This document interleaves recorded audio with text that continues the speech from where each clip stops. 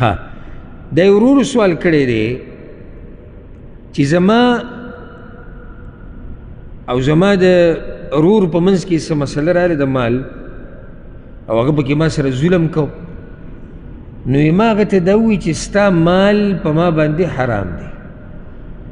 ستا مال په ما حرام دی دا په ګرمه ګرمۍ کې ډېر خلک دا ټکی وایي حرام په ما باندې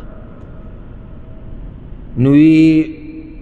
بس بیا زه په دې خپله خبره کلک ولاړو ما به دا کنه مال بلکل نه اخیستو چې ما ورته وایي دا حرام دی خو یې داسې چلو شو چې څه وخت بعد هغه د ډوډۍ پروګرام وکړو چې ډوډۍ له راشي هغې سره څه ګفټونه یې م راکړو څه تحفې اوس ما ته وایي اخیستی نه دی دې ته م دقه شان رالم خو سوال دا دی چې ما ویلي چې ستا مال په ما حرام دی نو دې سره ډوډۍ هم حرامه شوه هدیه تحفه چې څه دي ټول حرام شو که نه نقدي پیسې حرامې شوې نو جواب دا یاد کوي چې کله یو سړی په ځان باندې حلال شی حرام کړي نو د دې حکم د قسم دی حکم یې د څه دی د قسم دی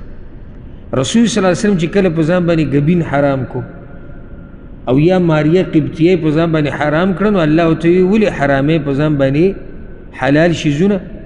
قد فرض الله لکم تحلة ایمانکم نو د دې قسم ماتول بیا په دې ځای کې الله بیان کړي دي په دې ځای کې بیا څه کوي قسم به ماتې مقصد زما د خبرې دا و چې یو شی په ځان حرامول د دې حکم د قسم دی لکه دا داسې دي لکه چې ته ووایې زما دې په الله قسمي چې زه به ستا مال نه خورم اگر که دا ټکی بدل دی نو ځکه کله کله خلکو ته اشکال راشي وي نه وی هغه ویلي دي چې ستا مال په ما حرام دی د دې هم دغه مطلب شو چې زما دې په الله قسمي چې زه به ستا مال هغه نه خورم ها اول خو دا مسله شو اوس دا ورور وایي چې پیسې صرف په ما حرامي دي که زه دا قسم بالفرض پوره کوم نو صرف په پیسو نه ځان ساتم که نه د هر قسمه شي نه خوراک جامې هدیه تحفه هر سره نو ګوره دا قانون یاد کوي په قسمونو کې به چې معلومې په دې کې به واپس کېږي نیت د قسم کوونکي ته او حدیث کې راځي انما الاعمال بالنیات ها لکه اوس ګوره یو سړي قسم وخوړو چې زما دې په الله قسمي چې زه به د خالد سره خبرې نه کوم خالد سره به خبرې نه کوم او نیت یې دا و چې د خالد سره به د هغه په کور کې خبرې نه کوم نو د دې دا قسم به کله ماتېږي چې کله ورسره د هغه په کور کې خبرې وکړي ولې موږ دا مسله یې کوو ځکه چې انما الاعمال بالنیات او د هغه نیت ده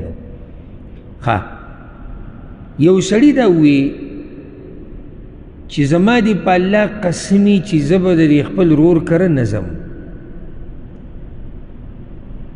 او نیت یې دا و چې د دې رمضان په دې میاشت کې وکره نه ځم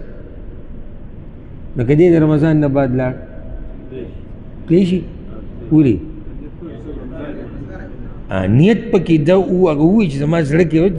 زه قسم چې خورم چې زه به نه ځم نو هغه صرف کومه میاشت ده هغه د رمضان میاشت نو دې ورور ته اوس موږ وایو چې ته واپس شه نیت ستا نیت کې څه و مال نه مراد ستا پیسې وي که پیسې وي بیا خو که پیسې دي ته واخیستې قسم ستا مات شو که نه مال نه مراد ستا هر شی و اوس یو سړی موږ ته دا هم ویلی شي چې یاره ما ته پته نشي چې زما نیت څه و ویلی شي که نشي ویلی زه درته الحمدلله د دې هم حل ښیم شریعت کې د هرې مسلې حل شته د دې حل دا دی چې دې ورور ته زه دا ویم چې ته هغه جګړې ته واپس شه په سوچ کې دا ستا او د ده په منځ کې چې دا خبر راغلی وه در څه مبارکې وه نو د دې نه به تا ته اندازه ولګي چې ستا نیت هغه د څه مبارک لکه صرف د پیسو خبرې لکه نوټونه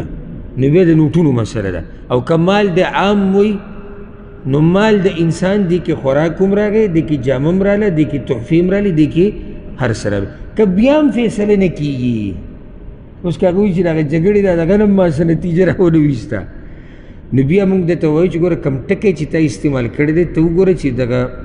علاقې والا دغه عرف والا دا ټکی د څه دپاره استعمالي. نو اوس پښتنو کې چې کله وویل شي چې ستا مال په ما حرام دی نو مال نه مراد صحیح پیسي نو بیا به پیسي. اوس که بعضو علاقو کې مال مشهور دی چې هر څه ته وایي نو بیا به هر شی. خدا د شیخ صاحب قیمتي بیان چې تاسو واورېدلو چې د یو ورور سوال کړو چې ما د خپل ورور مال په ځان باندې حرام کړی دی نو آیا زه د هغه دعوت ته تللی شم او که نو؟ شیخ صاحب ورله ډېر قیمتي او ضروري جواب ورکړو. تاسو دا بیان واورېدو دا خپلو ملګرو سره لازمي مخکې شیر کړئ. ملاویږو په نیکسټ ویډیو کې په یو نیکسټ ټاپک سره. موږ له راکړئ اجازت. السلام علیکم ورحمة الله.